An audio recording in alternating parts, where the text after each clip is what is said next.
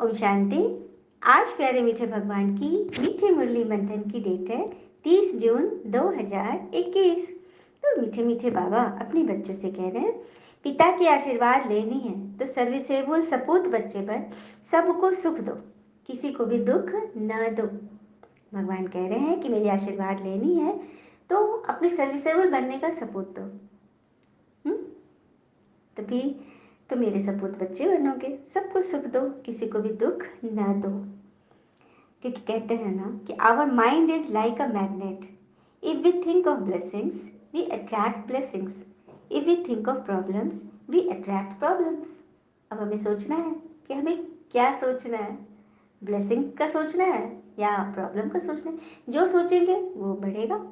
और ये भी कहते हैं ना, शख्स बनकर नहीं बल्कि शख्सियत बनकर जियो, क्योंकि शख्स एक दिन विदा हो जाता है लेकिन शख्सियत जिंदा रहती है ना। इसलिए तो बाबा कहते मेरे आशीर्वाद लेनी है तो शख्सियत बनकर रहोगे, सर्विसेबल सपूत बच्चे बनकर सबको सुख दो। प्रश्न, धर्मराज की सजाओं से छूटने के लिए किन ईश्वरीय नियमों पर ध्यान देना है। बहुत कड़ी वाणी है बाबा की आज की। बाबा ने कहा, कभी भी ईश्वर के सामने प्रतिज्ञा कर उनकी अवज्ञा नहीं करना है, किसी को दुख नहीं देना है। दुख के बारे में कहते हैं ना, किसी के दिल को दुखाना समुंदर में फेंके हुए पत्थर की तरह है। वो पत्थर कितने गहरे जाएगा ये अंदाज़ा लगाना मुश्किल है ना। क्रोध करना, तंग करना अर्थात ऐसी चलन चलना जिससे ईश्वर का नाम बदनाम हो तो उन्हें बहुत सजाएं खानी पड़ती है। इसलिए ऐसा कोई कर्म नहीं करना है। माया के कितने भी तूफान आए, बीमारी उथल आए, रोग शोक मतलब आपको बेचैन करे, लेकिन राइट रॉन्ग की बुद्धि से जजमेंट कर रॉन्ग कर्म से सदा बचे रहना।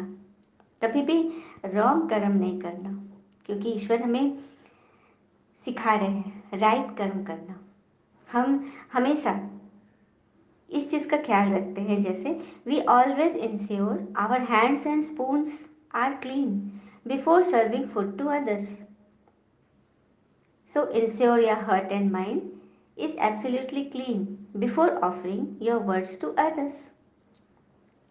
अर्थात हम अपने हाथ और चम्मच साफ रखते हैं जब हम किसी दूसरे को भोजन परसते हैं। यदि हाथ से रोटी दे रहे तो हाथ भी हमारे साफ होंगे, स्पून से दे रहे सब्जी वगैरह दाल तो वो भी साफ होंगे, क्योंकि हम दूसरे को भोजन स्वच्छता से देते हैं ना। उसी तरह से अपने हार्ट और माइंड को एकदम क्लीन रखें जब हम किसी को अपने शब्द परोस रहे हैं। हार्ट एंड माइंड क्लीन होगा तो हमारे शब्द भी अच्छे निकलेंगे। और ये भी कहते हैं ना, समस्याओं की भी एक उम्र होती है और फिर उनका समाप्त होना भी निश्चित है। यह जब समझ लोगे ना तो ड्रामा का खेल समझ कर एक सीन गया, दूसरा आया, तीसरा आया, चलते चलता है ना। तो इस पे मन बुद्धि नहीं फंसानी है। आज की मुरली का गीत है, कौन आया मेरे मन के द्वारे। तो सवेरे सवेरे कौन आते हैं हमारे पास, स्वयं भगवान हमसे मिलने आते हैं, हमें शक्तियों से भरने आते हैं, खजानों से माला माल करते हैं और ज्ञान सुनाते हैं। कौन आया कि निगाहों में चमक जाग उठे, दिल की सोई हुई तारों में खनक जाग उठी। बाबा आया, किसने ये मेरी तरफ देख के बाहें खोली, किसने ये मेरी तरफ देख के बाहें खोली। दिल को है भाने लगी अब तूने की ही बोली, दिल को है भाने लगी अब तो श्रीमत की बोली। ओ आ रूह खिलने लगी, ला ला ला ला ला ला ला ला ला। रूह खिलने लगी, सांसों में महक जाग उठी, दिल की सोई हुई तारों में खनक जाग उठी। बाबा आया।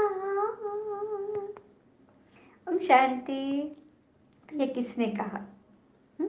पिता और दादा दोनों कहते हैं ना ओम शांति। तो ये तो बच्चों को जरूर निश्चय होगा कि हमारा पारलौकिक पिता है परम पिता परमात्मा शिव और ये ब्रह्मा हमारे अलौकिक पिता, जिनको हम प्रजापिता ब्रह्मा कहते हैं। तो इतने बच्चे और किसके होंगे सिवाय प्रजापिता ब्रह्मा के? तो और किसी के नहीं होंगे ना।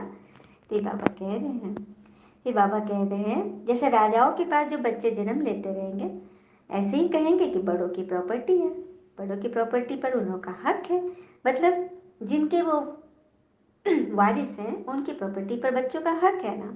तो ये बाबा कह रहे हैं हाँ, बड़ों की प्रॉपर्टी पर बच्चों का ही हक होता है। उसी तरह से मैं सबसे बड़ा पिता हूँ ना तुम्हारा, तो मेरी जो प्रॉपर्टी है प्रेम सुख शांति आनंद शक्ति ज्ञान पवित्रता, उसके तुम हकदार हो।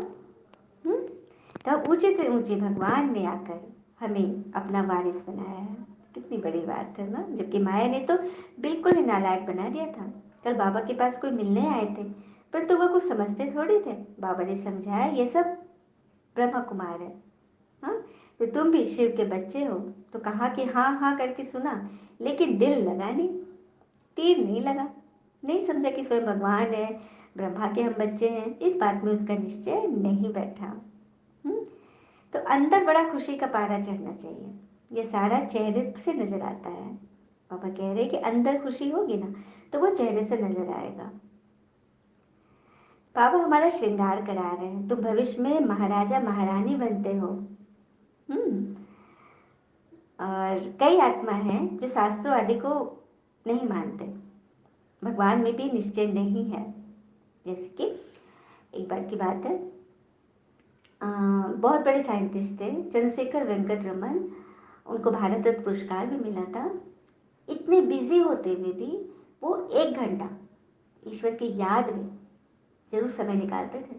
तो उनसे एक उन्हीं के कलीग ने जो बहुत भौतिकवादी दुनिया के थे, उन्होंने बोला कि क्या आप किसको याद करते हैं, इतना क्यों धर्म कर्म में विश्वास करते हैं, आपका तो इतना अच्छा साइंस के क्षेत्र पर इतना आगे बढ़ रहे हैं, कहाँ उधर पीछे क्या क्या उसका सबूत क्या है कि लोग पर लोग क्या आप करना चाहते हैं।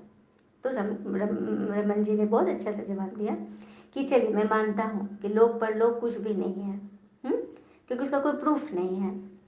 लेकिन अगर ये हुआ तो मैं मेरा तो बेड़ा पार हो जाएगा, लेकिन आप कहाँ रहोगे, क्योंकि आप तो कुछ मानते भी नहीं। तो फिर वो चुप हो गया, है ना बड़ी बात। और ईश्वर पर निष्ठा की एक और छोटी सी बात है। एक बार एक माँ ने अपनी बच्ची को कहा कि जाओ पापा दुकान पर है, उनसे 100 रुपया मांग कर लाओ।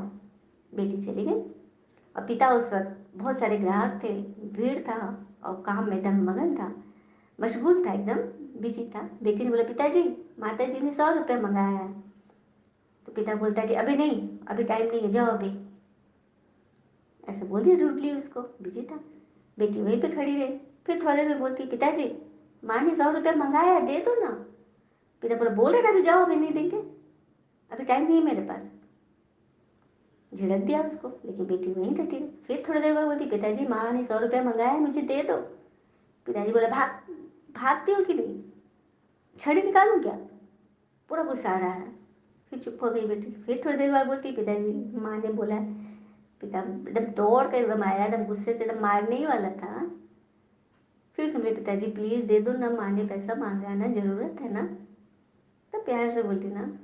तो पिताजी जो छड़ी उठाया था सीधे नीचे गिरा दिया और पॉकेट से पैसा निकाल के दिया, ले बेटा तू जीत गई, जा दे दे माँ को। अब बेटी हंसते हुए चली गई। देखा ये कथा हमें क्या सिखा रहा है कि माँ हो गई संत, अहम हो गई जीवात्मा, और उस बेटी का जो निश्चय था वो था ईश्वर पर निश्चय। संत की वाणी ने उसको कहा कि तुम्हें ये काम करना है, और वो जीवात्मा इतना निश्चय कर लिया कि नहीं, भगवान का काम है, संत के महावाक्य निकले हैं ईश्वर के प्रति, ईश्वर के लिए, तो मुझे वो काम करना ही है। भले माया, देखो वो उसका पिता कितना डांट रहा था उसको, मतलब माया कितने भी विघन लाए, प्रॉब्लम लाए, लेकिन उसका निश्चय नहीं डोला ना, नहीं डोला ना। वो अपने हक पे डटी रही, क्योंकि संत ने कहा है, और संत की वाणी परमात्मा की जुबानी, ये निश्चय था उसमें, और उसको सफलता मिली। तो ये होता है निश्चय की परीक्षा, ऐसे ली जाती है।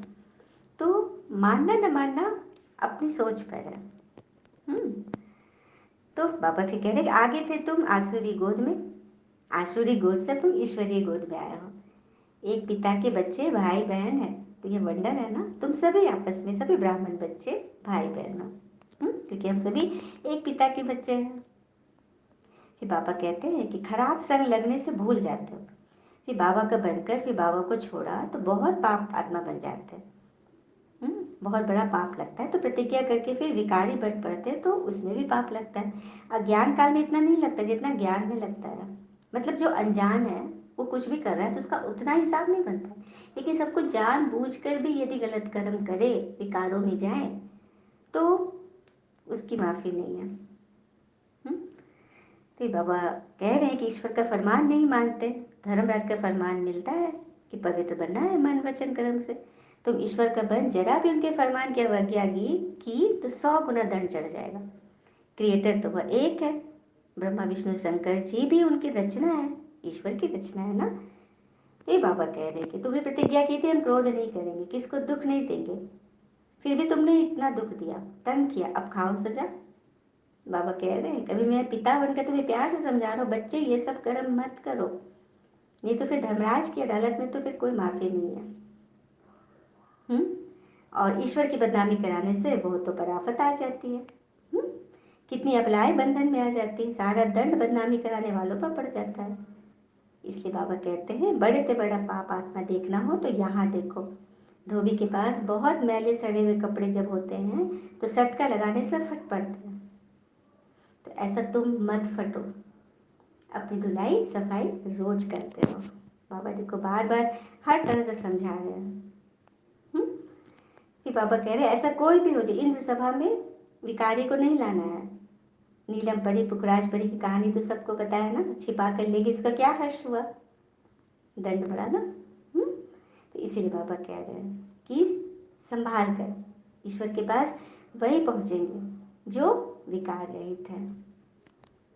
क्योंकि बाबा के बहुत अच्छे अच्छे रतन हैं। बहुत अच्छी सर्विस करते हैं। कोई तो सर्विस के बदले डिसर्विस करते हैं। गुलाब के फूल और अग के फूल में कितना अंतर है। शिव पर दोनों चढ़ाते हैं। अब तुम जान गए हो ना कि हम कौन से फूल बने हैं, तो अपने आप की चेकिंग करो। फिर बाबा ने कहा कि तुम हो सच्ची ज्ञान नदियाँ, वह तो पानी की नदी है, वहाँ जाकर स्नान करते हो। तुम बच्चे आत्मा का स्नान कराते हो, आत्मा के जन्म जन्म के मैल धोते हैं तुम्हारे ज्ञान से। तो कितना रात दिन का फर्क है ना तुम्हारे में और उनमें। तो अपने को देखना चाहिए कि मैं कितनी खुशबू देता हूँ, उल्टा सुल्टा तो नहीं बोलता हूँ, क्रोध तो नहीं करता हूँ। पापा झट चलन से समझ लेते हैं कि यह बच्चा कैसा होगा। सभी से वो बच्चे पिता को बहुत प्यारे लगते हैं। सब तो एक जैसे प्यारे नहीं लग सकते ना। ऐसे बच्चों के लिए अंदर से ऑटोमेटिकली आशीर्वाद निकलती है। दुनिया में भी जो लौकिक माँ बाप के बच्चे होते हैं शरीर के, वो यदि माँ बाप की बात मानते हैं तो ऑटोमेटिकली उनके लिए उनका स्नेह फूट फूट कर निकलता है ना। तो बाबा का जो नाफरमान मदार बच्चा होगा, बाबा कहेंगे ऐसा बच्चा मुआ भला। अब इससे ज़्यादा बाबा क्या कहेंगे। यदि हम नाफरमानी कर रहे हैं तो बच्चा ना होता तो अच्छा, तो कितना नाम बदनाम कराते हैं ना भगवान की। तो इसी को कहते हैं बाबा तकदीर। तकदीर में नहीं तो फिर क्या पाएंगे। उनको अपना बच्चा भी नहीं समझेंगे ना बाबा। तो गृहस्थ परिवार में रहते ही सबको संभालना है, परंतु ट्रस्टी होकर रहना है। ऐसे नहीं कि तुम्हारे बच्चों आदि को बाप बैठ संभालेंगे, नहीं। बाबा कह रहे कि सबको तुम्ही को संभालना है, लेकिन श्रीमत पे। हम्म। फिर बाबा कहते हैं फिर खबरदार रहना, कर्मेंद्रियों से कोई पाप किया तो गिरा, बड़ी भारी मंजिल है। अब बाबा का बच्चा बनोगे तो बीमारी भी सारी उठा लाएगी, तो जन्म जन्म के रोग शोक भी आएंगे, तो डरना नहीं है। वैद्य लोग कहते हैं ना फलानी दवा से तुम्हारी बीमारी बाहर निकलेगी, डरना नहीं है। पिता भी खुद कहते हैं तुम पिता के बनेंगे तो माया रावण तुमको बहुत हैरान करेगी, खूब तूफान में ले आएगी, क्योंकि तुम आगे बढ़ रहे हो ना। अभी तुमको रॉन्ग और राइट की बुद्धि मिली है, और कोई को रॉन्ग राइट की बुद्धि नहीं है, सबकी है विनाश काले विपरीत बुद्धि। प्रीत बुद्धि तुम्हारे में भी नंबरवार पुरुषार्थ अनुसार है। प्रीत बुद्धि वाले पिता की सर्विस बहुत अच्छी करते हैं। प्रीत बुद्धि, ईश्वरीय श्रीमत से प्रीत बुद्धि जो रखते हैं वो बहुत अच्छी सर्विस करते हैं। अच्छा, मीठे मीठे बच्चों प्रति भगवान की नमस्ते। हम बच्चों की भी प्यारे शिव पिता को नमस्ते। और बाबा दिल से सभी आत्माओं की तरफ से आपको वेरी वेरी गुड मॉर्निंग। धारणा के लिए मुख्य सार है, पहली पॉइंट, ईश्वर का बच्चा बनकर जरा भी उनके फरमान की अवज्ञा नहीं करनी है। इन कर्मेंद्रियों से कोई भी कुकर्म नहीं करना है, उल्टे सुलटे बोल नहीं बोलना है। सपूत बन पिता की आशीर्वाद लेनी है। दूसरी पॉइंट, ट्रस्टी बनकर अपने गृहस्थ व्यवहार को संभालना है। ज्ञान मार्ग के जो कायदे हैं उन पर पूरा पूरा चलना है। राइट और रॉन्ग को समझकर माया से खबरदार रहना है। वरदान, संपूर्ण स्टेज और स्टेटस की स्मृति से सदा उच्च कर्तव्य करने वाले पिता समान भव। संपूर्ण स्टेज और स्टेटस की स्मृति से सदा उच्च कर्तव्य करने वाले पिता समान बनो। कैसे? सदैव यह स्मृति में रहे कि मैं हर समय, हर सेकंड, हर कर्म करते हुए स्टेज पर हूँ। तो हर कर्म पर अटेंशन रहने से संपूर्ण स्टेज के नज़दीक आ जाएंगे। और कहते हैं आप बच्चों विश्व की स्टेज पर हो। अब स्टेज पे जो कलाकार परफॉर्म कर रहा है वो अपने हर एक एक्ट पर नज़र रखेगा ना कि मुझे तो ऑडियंस सारी देख रही है, मुझे अच्छा परफॉर्म करना है, तभी तो मुझे अवार्ड मिलेगा और मेरा नाम होगा।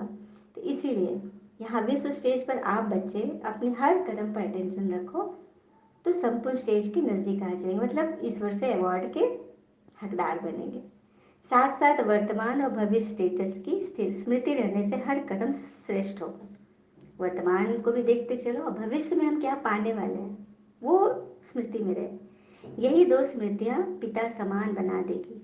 समानता में आने से एक दो के मन के संकल्पों को सहज ही कैच कर लेंगे। जितना जितना पिता समान बनते जाएंगे, मन बुद्धि शांत होती जाएगी, तो एक दो के संकल्पों को सहज कैच कर लेंगे। इसके लिए सिर्फ संकल्पों पर कंट्रोलिंग पावर चाहिए। अपने संकल्पों की मिक्सचरिटी न हो, हमारे संकल्प सदा शुद्ध चले, उसमें अशुद्धि की अलाय मिक्स न हो। श्लोक है, ईर्ष्या और अप्राप्ति का कारण इच्छाएं हैं, जहाँ सर्व प्राप्तियां हैं वहाँ प्रसन्नता है। इच्छा और अप्राप्ति का कारण इच्छाएं हैं। हम इच्छा कर लेते हैं, बहुत इच्छा रखते हैं, सोचते हैं कि ऐसा है वैसा ऐसा होना चाहिए, क्योंकि our mind is like a magnet. बस वही बात है, ब्लेसिंग्स को अट्रैक्ट करेंगे तो ब्लेसिंग्स, प्रॉब्लम्स को अट्रैक्ट करेंगे तो प्रॉब्लम्स। तो कोई भी चीज़ अप्राप्ति का कारण जो इच्छाएं हैं उनसे अनिच्छा हो जाओ, क्योंकि यही हमें सर्व प्राप्तियों से वंचित कराता है, प्रसन्नता को हर लेती है। अच्छा, ओम शांति। शुक्र है मीठे बाबा, वो बाबा के प्यारे प्यारे बच्चे। थैंक यू बाबा। All is well always. ओम शांति।